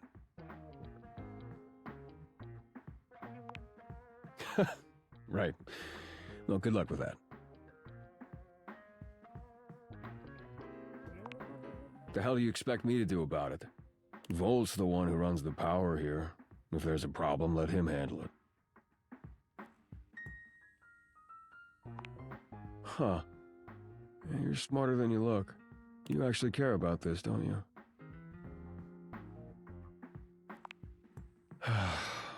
Damn it. You're not gonna let this go, are you? I'm gonna regret this. How are you with tools?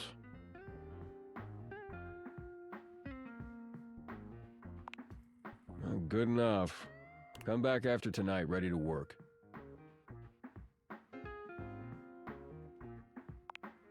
Do you want to help or not? I know, I'm a monster. You coming or what? Better. You got what you came for, right? Can I finish my drink in peace? Oh, I'm regretting this already. You're not gonna go away unless I do a formal introduction, is that it? Eddie.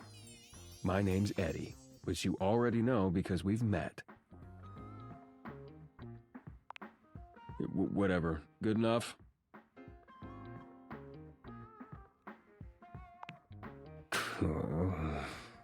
Edison. Edison Watts. You want my barcode too? Look, you'd better rest up if you want to be useful tomorrow. Unless you've changed your mind. Right. Well, this has been something, but I need to get back to it. Oh, and if you do show up, wear something comfortable.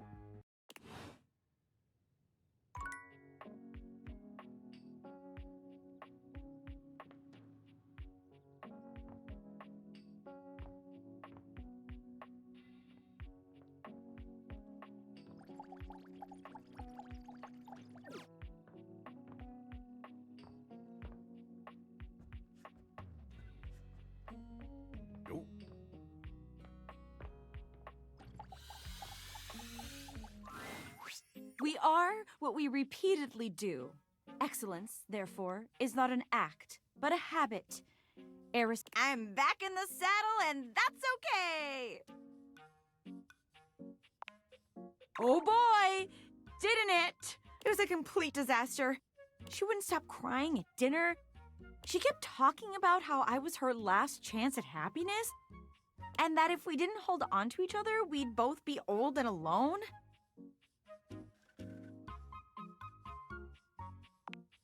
She definitely cried the whole time. I gave her all the motivational quotes I had, but nothing worked. Like, if I was crying and somebody said to me, "It's not about money or connection, it's the willingness to outwork and outlearn everyone," sparked Cuban. I definitely would have cheered up. But I guess we can't all be me. So, Shelly, not the one. But hey, I managed to get another date lined up on my way back here. And it was like a totally real and spontaneous connection. Not at all, because he was, like, around.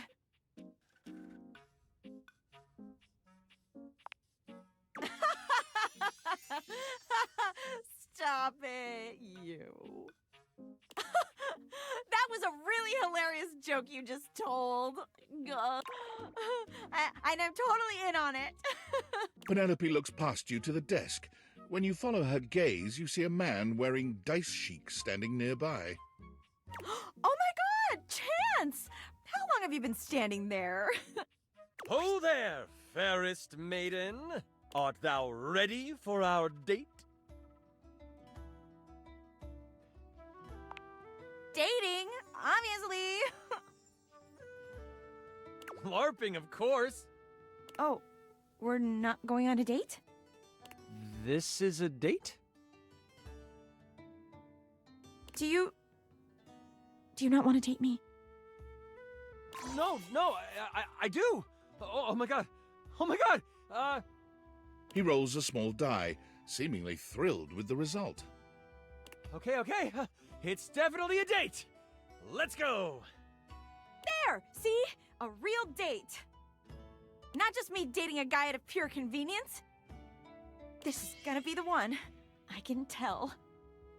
Oh yeah, definitely. I rolled a 19 on my charisma check.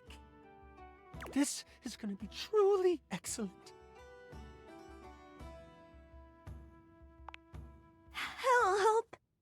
leave them to it.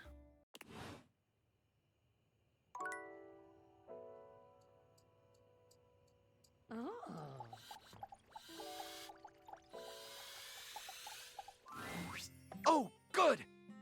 You're here. I'm excited. I'm expressive. Everyone's ready to go to the zoo. Don't worry about it. I've been thinking, and here, I believe, is the best way to organize our efforts. Creativity is for naught without some solid logistics. I know how I'd like to start my book. I've got this fantastic detective character named Wen that I've been working on for a while, and he's going to be our hero. What I need from you, though, is help with creating an outline. If you will, help me to create a framework. And then, once we have that, I will take it and go into my secret writer's cubby and create the entirety of the book. Which I can absolutely do in a night, and believe you me, it will be perfection. But the outline, that's the hard part for me. Will you help? Does that sound doable?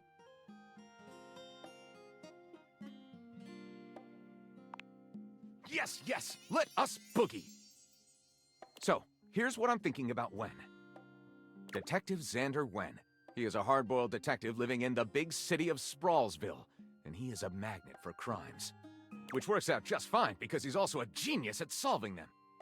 Now, just to be clear with you, I haven't fully settled on writing a hard-boiled crime drama to go with my hard-boiled detective. The way I see it, Detective Wen is capable of getting himself into and out of almost any kind of trouble imaginable. I suppose this is why I've been having so much trouble writing this on my own. Xander Wen could do just about anything. I'm asking... Well, shall we get started? Excellent! I'll give you the first line, of which I'm very proud, and we'll run with it from there. Detective Xander Wen went out the door, looking for crimes.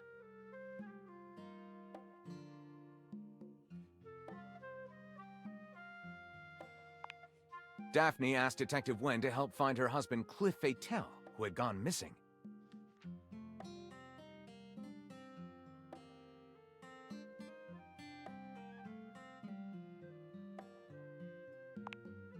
Detective Xander Wen starts his case by doing what other detectives do: hit the streets and ask a knowledgeable urchin.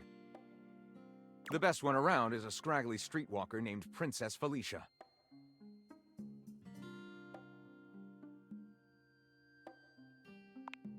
Detective Xander and Princess Felicia sneak up to the mayor's manor, where they find Cliff tied up and gagged.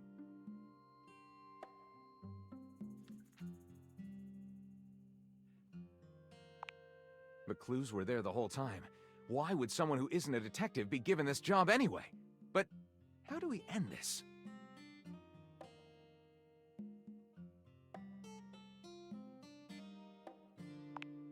The reality show empire had gone too far, but the viewers don't lie.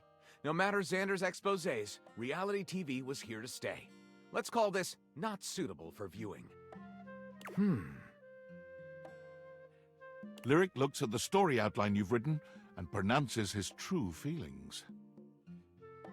Looking at this, I think this will be one for the ages. I'll write it up right away. Unless you think we could come up with something better? See you soon, partner.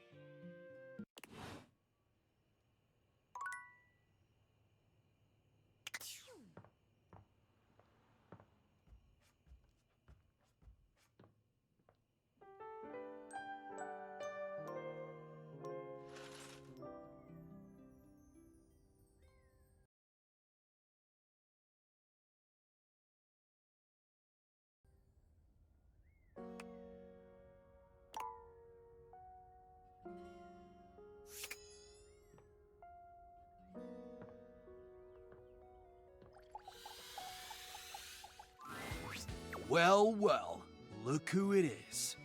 Honestly, kinda surprised to see you back at the Adrenaline Den. Yeah, it's low-key sauce, homie. It's the new super dope name for our pad. It's got Riz. But if you want to hang out and chillax within these walls, we need you to make more of an effort to show engagement in our interests, okay? We just named it. Do you like it? Isn't it a mood? It came to us in a dream. You were there too, but you were wearing a lot less. It's an epic haven for thrill seekers, a sanctuary for those amigos living life on the edge. A place to relax and recharge after an eventful day riding the slopes of the stairs or the waves of the bathtub. Or down the chimney. So, if you're looking for a comfy pad to crash with some extra comfy bodies, hang with us at the Adrenaline Den!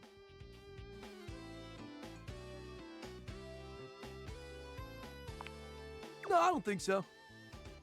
Anyway, give us 2 minutes, would you? You caught us right in the middle of visualizing success. And some other slightly naughtier imagery. We sit and do it for 37 minutes every day. It's tight, Broseph! Ha! Meditation! It's the optimal amount of success visualization necessary to shred today's epic event. We're going windsurfing! Yay! Oh man, it slaps so hard, homie. We're gonna bring our sailboards down from the bathroom. Ask Jean-Lou to hit a flush. And let it rip! Boom! Instant sailboarding! Wicked!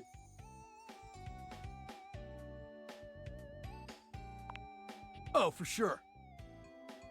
Honestly, it's also a little dangerous. But just the right amount of dangerous. Oh, yeah! Listen, Red Bull always makes sure all of our adventures are exhilarating and epic. And above all, safe. Always safe. Super safe, fam. No cap. Yeah? Tell that to Hank number 6. Nothing nefarious, if that's what you're asking. Anyway, enough about that. What's important is, are you gonna be joining us on today's epic windsurfing activity? Are you? Wicked tight! Just remember to stay low, feel the wind, and ride those waves. Ride them like you really mean it. Let's go shred it up, dog!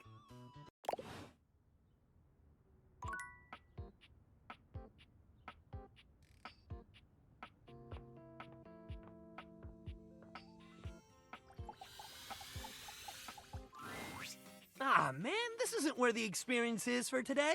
We're meeting at the weight rack. See you tomorrow.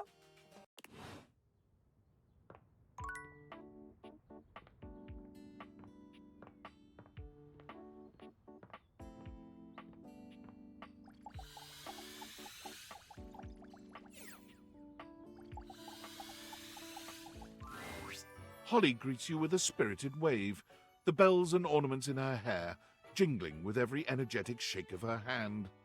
You made it! Thanks for making the time. I know, right? I don't even know where I am sometimes. Almost. There's always something happening somewhere.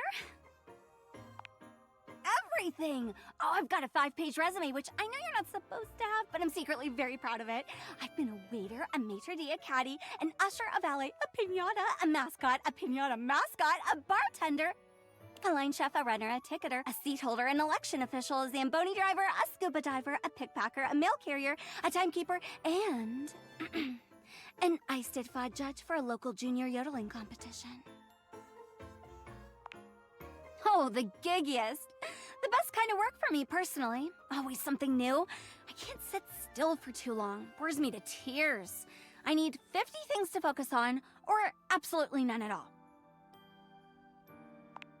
It is. It's perfect. It's joyful, too, bringing joy. Someone's always celebrating something, and I get to be a part of that all the time.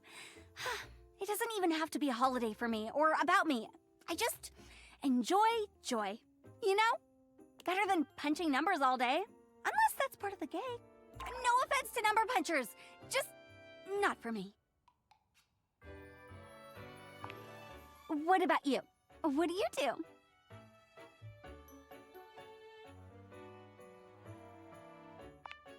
Oh, sounds nice. It's good to have something simple around here. There's enough crazy to go around, but you know that. Depends on who you ask.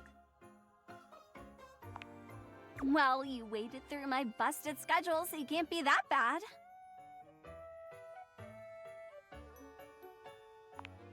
Yes, I am! Speaking of which, I gotta bounce to another shift. Gleester in July is really hoppin' this year. Don't be a hot cross bunny. Ooh, that was good, that was good. Anyway, okay. Bye. Bye, bye, bye.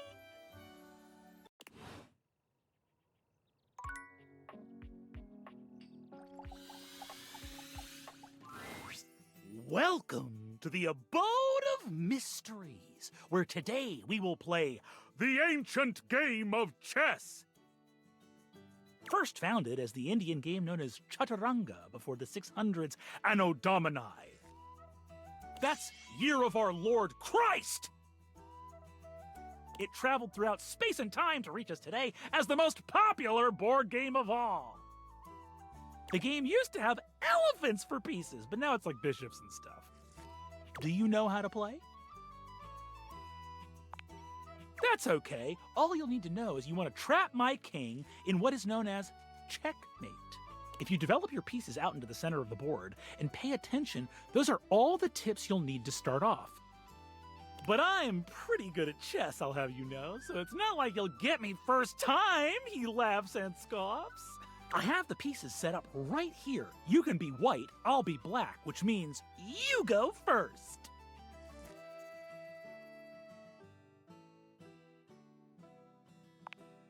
But blindfolded? Spice things up? This is just like that dreaded swimsuit you suggested I wear.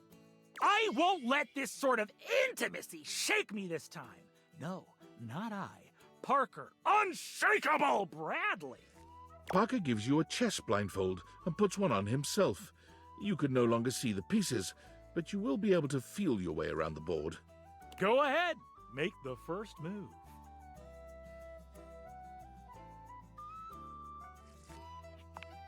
Then I will develop around the sides in a hyper-modern style.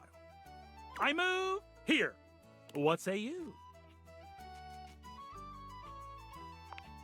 You feign reaching for a chess piece, going directly for Parker's hand instead.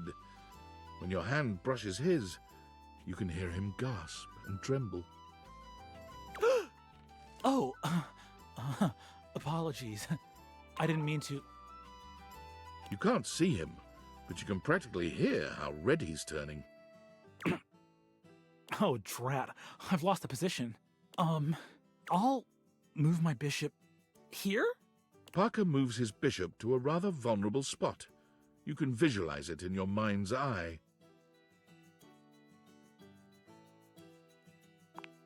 Oh, dear. I thought I had that right. I'll protect my king with my powerful queen.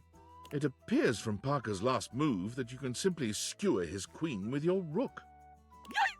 No! I'll take your rook then. But it is too late. Parker's position has collapsed, and you checkmate him only a few moves later. You both take off your blindfolds and gaze into each other's eyes. Is this romance? Or is he trying to get a read on you? You're not certain either way. Congratulations! You've earned a point towards my love. Still, I will see you next time for an ever so complex game with many of my beloved rules.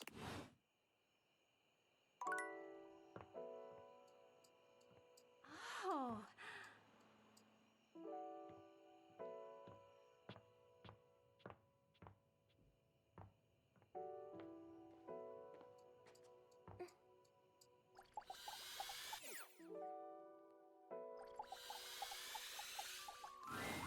Well, of all the unexpected things. You really listened to me. You really listened to one of my stories all the way through. Even though we're all grown up now, I've collected them all over so many years and kept them shiny and safe. Waiting for someone. Well, waiting for you, really, to come back and listen. And you did. I can't tell you how touched I am. But the unexpected part is how I feel. I've always loved you, you know, even when we were little. We were so young. And I always wanted to protect you. But then with all the time we had apart, how much you've changed and turned into such a remarkable and generous person, I find that I love you. How would you feel about making some of our own stories together? I'll bet we could find some new things to advise each other about, too. But the unexpected part is how I feel. I've always loved you, you know, even when we were little. We were so young. And I always wanted to protect you. But then with all the time we had apart, how much you've changed and turned into such a remarkable and generous person, I find that how would you feel I'll bet we could find some new things to advise each other about, too. Of course. I understand. Thank you for being honest with me. Isn't it grand? There are so many ways to love someone.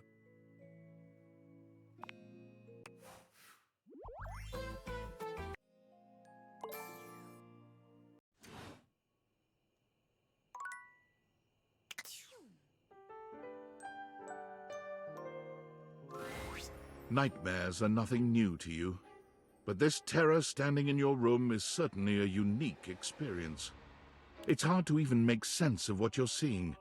A dreadful figure, wreathed in black, with what seems to be the suggestion of a horse's head, with snake and lion heads sprouting from its shoulders. It has a multitude of eyes where they shouldn't be, and teeth that decorate what would be the belly and hips on a human figure. But it's not the monstrous anatomy that freaks you out the most. It's that lizard brain feeling of fear the figure inspires in you. You want to run, but by some miracle, you don't.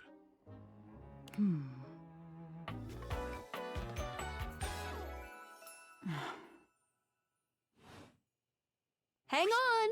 My content aware is going off. Nightmare is, well, just that. If you don't want anything too spooky, I'd recommend skipping this one. You cool with that? Or you want to skip it? Carry on, then. There's something crawling up your leg. Don't you feel it? You know it's there. A fly, maybe. Or something else. Something a little more malevolent. A little more vicious. Crawling up your leg. Aren't you going to do something about it? Ah, that's right. You can't move. Now there's another on your arm, and another on your shoulder. Dozens of little prickles across your skin. The prickles turn into punctures. The picture of poison pervading the parts of you you keep under the covers. There's an itch by your mouth as one pries open your lips, scurrying down from your cheek. So many little legs. Spiders. Or maybe ticks. Another crawls across the curve of your ear, and you hear it. The scuttling. The buzzing. The sound of your flesh being devoured in a million nanoscopic parts. Whatever they are. They're eating you alive. Trying to put up a tough front, huh? No matter. I'll find out what scares you. In any case, it was simply delightful to meet you. And neither are you. Until next time. You'll see me sooner or later. But if you want it to happen sooner, they say coffee at midnight is a good way to invite the darkness in. Sleep with one eye open. She fades into nothingness with one last creepy laugh.